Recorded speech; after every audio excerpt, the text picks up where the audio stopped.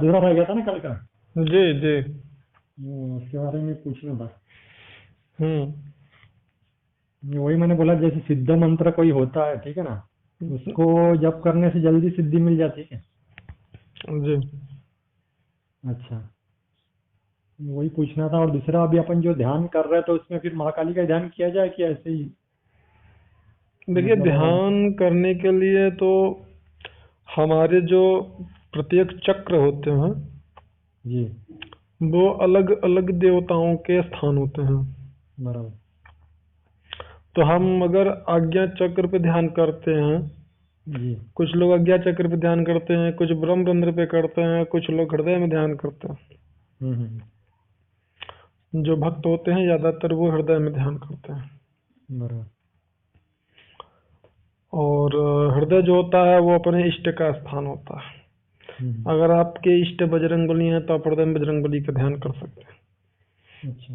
आपके इष्ट यदि माँ आदिशक्ति हैं तो आप आदिशक्ति का ध्यान कर सकते हैं हृदय में। बराबर।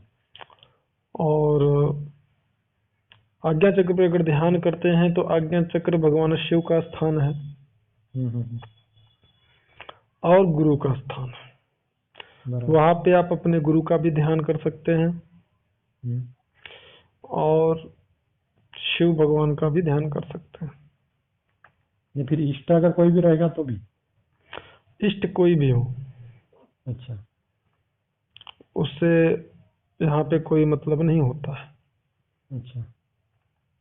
वहां पे आप भगवान शिव का ध्यान करें अथवा अपने गुरु का ध्यान करें। और वैसे भी श्लोक आपने सुना होगा जिसमें ये बताया गया है, हम्म।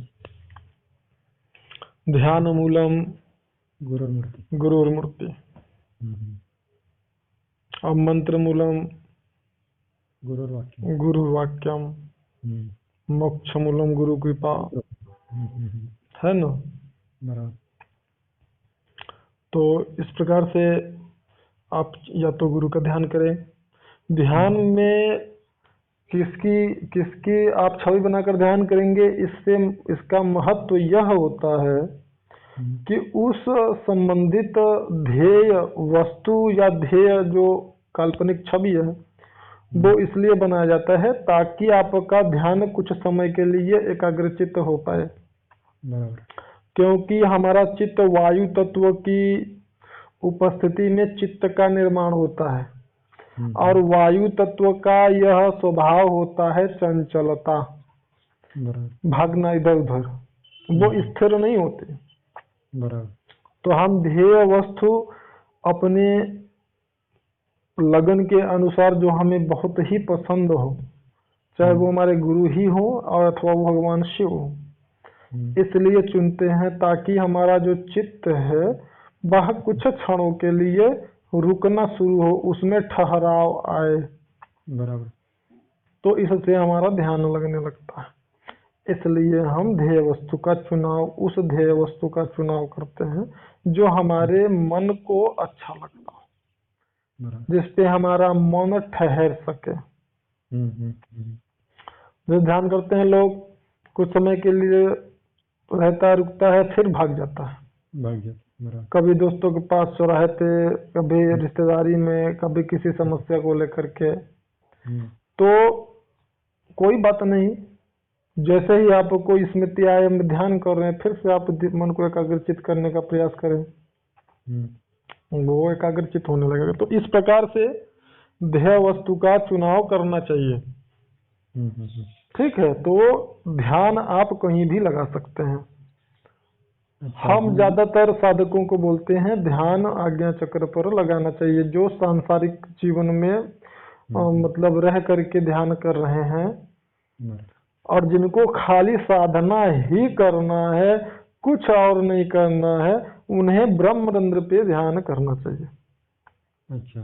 साधना के अलावा उन्हें किसी चीज से कोई मतलब नहीं है। जैसे सन्यासी लोग हो गए जो समाज से दूर है, तो उनको आज्ञा चक्र पे ध्यान नहीं, उनको ब्रह्मरंध्र पे ध्यान करना चाहिए। अब मुझे बताइए, जैसे देखो कोई नया साधक होता है, उसको गुरु बताते हैं या तुम पादस्थ ध्यान करो, मतलब किसी तुम्हारे इष्ट के पैरों की तरफ, या उनका रूपस्थ करो, रूप का चिंतन करते ध्यान करो, ठीक है। पर क्या होता है, एक होता है ध्यान करना और एक ध्यान होने लगना गुरु कृपा से। जैसे कुंडली जागृत होती है तो ध्यान करना नहीं पड़ता, वो अपने आप होने लगता है। हाँ, तो अब मेरी ऐसी अवस्था नहीं है कि मैं ध्यान करूँ, क्योंकि मैं निराकार का ही ध्यान करते आया हूँ। पहले तो मैं करता था, पर कुंडली जागरण के बाद वो ध्यान मेरा अपने आप लगता है, मेरे को करना नहीं पड़ता। तो उस स्थिति में इसलिए मैं आपको ये पूछ रहा हूँ सवाल, क्योंकि अपने साधना मैंने उर्वशी देवी के प्रत्यक्षीकरण के लिए किया। ठीक है। आपने कहा कि जिसका अपने को प्रत्यक्षीकरण करना है उसका रूप का अपने को धारणा करना पड़ेगा, बराबर है। हाँ, तभी वो रूप अपने सामने प्रकट होगा। ठीक है, ऐसे अपन ने पहले उर्वशी देवी का किए, फिर बीच में बजरंग बली का बजरंग मान का पाठ किए, तो उस समय तो अपन को उनका ही ध्यान करना पड़ेगा ना। अभी माँ काली का अपन कर रहे हैं, तो इसलिए मैं पूछ रहा था कि माँ काली का ऐसा ध्यान करना पड़ेगा या नहीं किया तो भी चलेगा? ध्यान हो रहा है तो होने दो, जैसे बैठे अपन। नहीं, आपका ध्यान जैसे हो रहा है आप उसको वैसे होने दीजिए। हाँ, जबरदस्ती किसी को लाना आकृति को, वो ठीक नहीं है ना फिर इसमें। नहीं, वो स्वयं आएंगे। अच्छा, आपका भाव होता है जो, वो ज्यादा महत्वपूर्ण होता है। मैंने आपको बताया ना, ध्यान में किसी की भी काल्पनिक छवि का ध्यान करना क्यों चाहिए, मैंने बताया आपको। बराबर। जिस पर हमारा चित्र ठहर सके, जिस पर हमारा मन ठहर सके, ये प्रारंभिक साधकों के लिए अति अनिवार्य है।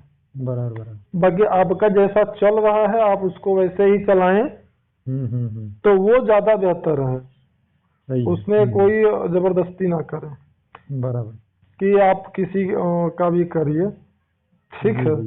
आप बजरंग बली की साधना कर रहे हैं तो जरूरी नहीं है कि आप बजरंग बली का ही आज्ञा चक्र पे काल्पनिक छवि बना करके ध्यान करें। यह अगर आपका उनमें निष्ठ, मतलब कि ज्यादा लगाव है, अगर आपको अच्छे लगते हैं, आपके इष्ट हैं वो, तो आप ऐसा कर सकते हैं। अथवा आप भगवान शिव को भी वहां पे मतलब देख सकते हैं, उनका ध्यान कर सकते हैं, क्योंकि आज्ञा चक्र भगवान शिव का और गुरु का ही स्थान होता है। बराबर। ठीक है ना। बराबर, मतलब यानी अपने को एकाग्र मन करने के लिए ध्यान करना होता है जी। बराबर। और बाकी भाव के अनुसार हमको दर्शन होते हैं। अच्छा, नहीं पर मुझे पता है गुरुजी, जैसा आपका भी खुद का भी अनुभव होगा कि जब कुंडली जागरण के बाद ध्यान जब अपने आप होने लगता है, ठीक है, उस साधक को मैंने